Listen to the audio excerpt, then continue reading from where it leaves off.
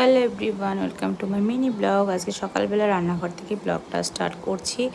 আর এখানে কিন্তু আমি সকালে রান্নাবান্না এক রাউন্ড হয়ে গেছে। মানে সকালে বানিয়েছিলাম ডালিয়ার খিচুড়ি, যেটা আমি খেয়েছি, বাবু খেয়েছে, মানে দুই বাবুকেই দিয়েছিলাম, আর সাথে তোমার দাদাভাইও খেয়েছে। আর এখন কি করব, এখন আলু কলা দিয়ে একটা পাতলা ঝোল হবে, দুপুরে রান্নাবান্না আর কি। লাউ ঘন্ট করেছি আর সাথে একটা শাক ঘন্ট।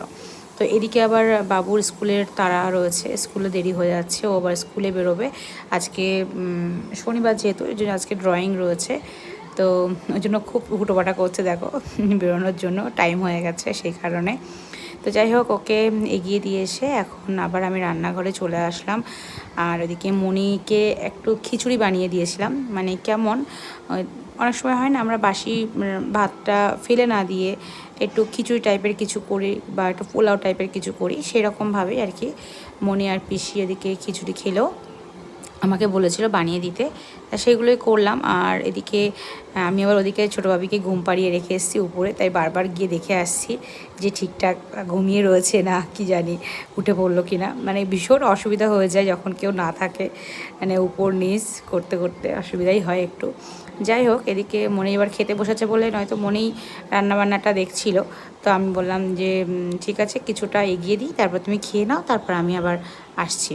এখানে আলু কলা দিয়ে যেই মাছগুলো ভাজা হচ্ছিলো সেইগুলো ঝোল হবে। আর আজকে রান্না কিন্তু একদম সিম্পল, কারণ শুধু দুপুরের মতো রান্না, আবার রাতের বেলা মাংস নিয়ে আসবে বললো, সেই কারণের জন্য আজকে একদম সিম্পল রান্না বান্না। মাঝে মাঝে একটু পাতলা পাতলি ঝোল কিন্তু খাওয়া একদমই খুবই ভালো, মানে একদম কি খুবই ভালো। আর আমাদের বাড়িতে মোটামুটি তোমরা দেখেছো হয়তো অনেকেই, মাঝে মধ্যেই কিন্তু পাতলা ঝোল বা শাক পাতা সবটাই হয়ে থাকে। আর আমরা এগুলো করে থাকি, কারণ আমরা সবসময় চেষ্টা করি একটা পাতলা রাখার আর একটা মশলাপাতি কিছু দিয়ে আর কি, মানে মশলার রান্না বান্না করার।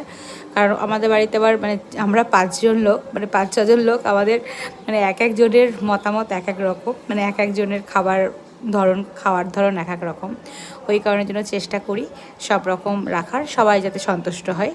তো যাই হোক, এদিকে আবার দেখো, এদিকে গোছগাছ করতে করতে একটু একটু করে এদিকে ছোটো বাবি উঠে পড়েছে, দেখো ঢুলছে কেমন।